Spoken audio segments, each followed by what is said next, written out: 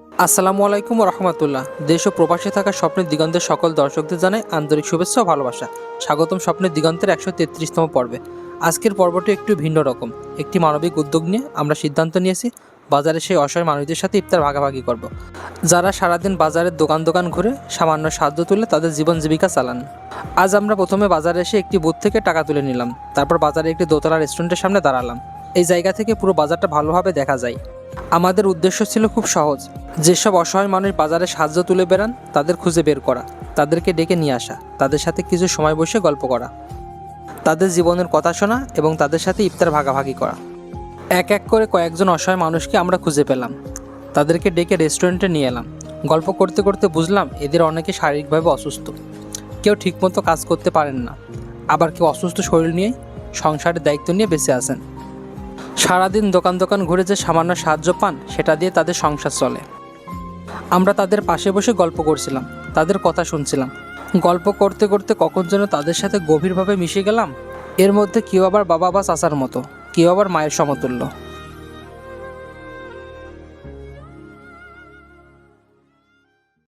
তাদের জীবনের কষ্টের গল্প শুনে সত্যি মনটা খুব ভারী হয়ে গেল। আর তাদের গায়ের পোশাক দেখে আরও বেশি খারাপ লাগলো। অনেকের কাপড় ময়লা, আবার অনেকের কাপড় ছেঁড়া। তখন মনে হলো সামনেই তো ঈদ, যদি এই ঈদে তাদের জন্য সামান্য কিছু উপহার দেওয়া যায়। সেই চিন্তা থেকে আমরা তাদের কিছু প্রয়োজনীয় বিষয় নোট করে রাখলাম। ইনশাল্লাহ চেষ্টা করব ঈদের আগে তাদের জন্য কিছু করার। তারপর তাদের হাতে ইফতার তুলে দিলাম, যেন তারা দ্রুত বাসায় গিয়ে পরিবারের সাথে বসে ইফতার করতে পারেন।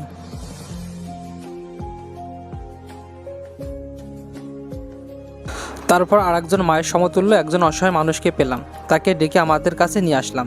তার সাথে কিছুক্ষণ গল্প করলাম, তার জীবনের কষ্ট সংগ্রামের কথা শুনলাম। চলুন এবার তার মুখ থেকে শুনে আসি তার কিছু কথা।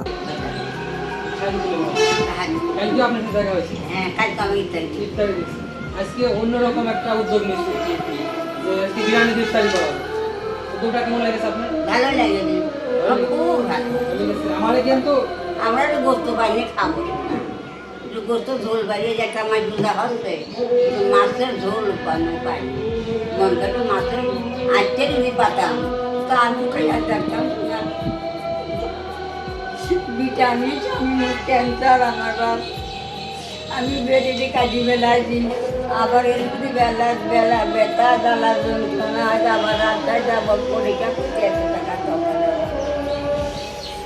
উনি আমার সোনাটা মিটা দিল, মারা গেছে, স্বামী মারা গেছে, বাবা মানি শ্বশুর শাশুড়ি স্বামী নি, কেউ নেই, বাসু সকল নেই। 4 দিন নিয়ে 4 দিন নিয়ে 2 দিন স্বামী মারা যায়, আমারও স্বামী ছেলে মারা যায়, হাত পাতে মাসে যায় যায় যায় যায়। কোনোদিন কিনি ওষুধ থাকতে দিন 100 টাকার ওষুধ, দিন 100 টাকার ওষুধ আমার লাগে, দিন 100 টাকার ওষুধ লাগে। ওষুধ আমি না খাতেই বাঁচিয়ে দিলাম। সারাদিন মিলে কয় টাকা ওঠে? 200 হয় 300। আপনি কি নিজে রান্না করেন না? হ্যাঁ, আর কি কি রাখেন? বাড়িতে স্বামী নিয়ে সে মাইয়া আরও স্বামী কিনে গোস্ত খাইতে লাজ করে।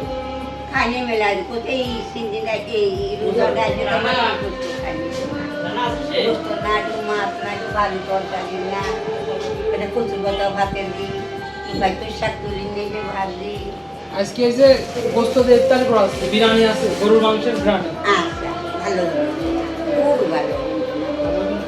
দোয়া করবেন, খাইলে আমার খুব শান্তি। আমার যদি দোয়া করবেন, আর আমার যে প্রবাসী টাকা দিয়ে সাহায্য করতেছে, আমার মাঠ পর্যায়ে কাজ করতেছে, আমরা তার জন্য প্রাণ খুলে দোয়া করবেন। আরো অনেক লোকের ইফতারের ব্যবস্থা করতে পারেন। করতে পারে। আচ্ছা, আলহামদুলিল্লাহ। ঠিক আছে, এই আপনার সমস্যার কথা শুনলাম, তার জানাবো, তার একটা শাড়ি পরে যাবে। ক্যান্সার আমার রাস্তা নিয়ে যাওয়া বলে করে নিয়ে যখন তারা নিয়ে তারা চলে যাবে, তখন আমরা খুশি হবো। তখন তারা নিয়ে তারা ভর্তি দেবে। বাড়ি কোথায়? আমার বাড়ি করুন শান্তিরানা ইসলাম বিশ্ববিদ্যালয় গেটে। গেটে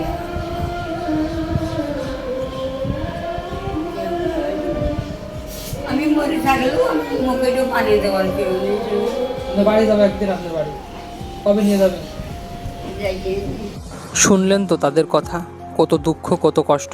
কথা বলতে বলতে অনেকের চোখ থেকে টপ টপ করে পানি পড়ছিল। জীবন তাদের অনেক কষ্ট দিয়েছে, তবুও তারা অল্পতেই খুশি। আজ আমরা চেষ্টা করছি তাদের সাথে একটু সময় কাটাতে, তাদের মুখে সামান্য হাসি ফোটাতে।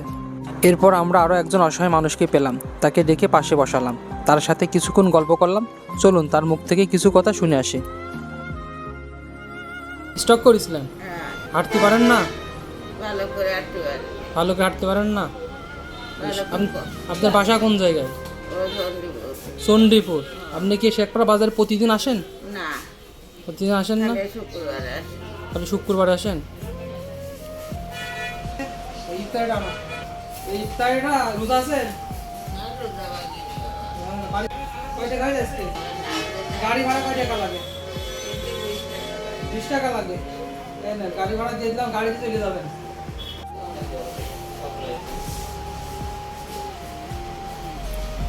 মিক্সি হচ্ছে 6 গজ লাগে, আর হচ্ছে ছায়া 2.5 গজ।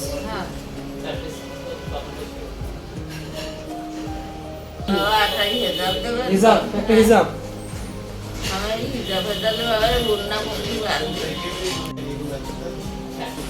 আপনি শুক্রবারে দোকানে করবেন, ঠিক আছে?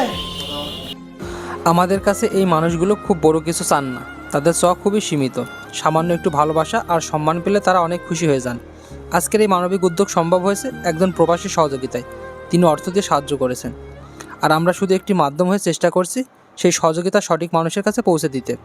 আপনাদের কাছে আমাদের একটাই অনুরোধ, সবাই ভিডিওটি বেশি বেশি শেয়ার করবেন। আপনার আশেপাশে যদি এমন কোনো অসহায় মানুষ থাকে তাদের খোঁজ নিন, সম্ভব হলে তাদের পাশে দাঁড়ান। হয়তো আপনার সামান্য সাহায্যই কারো জীবনের একটি বড় পরিবর্তন এনে দিতে পারে। সবাই আমাদের জন্য দোয়া করবেন, আল্লাহ যেন এই অসহায় মানুষগুলোর কষ্ট লাঘব করেন।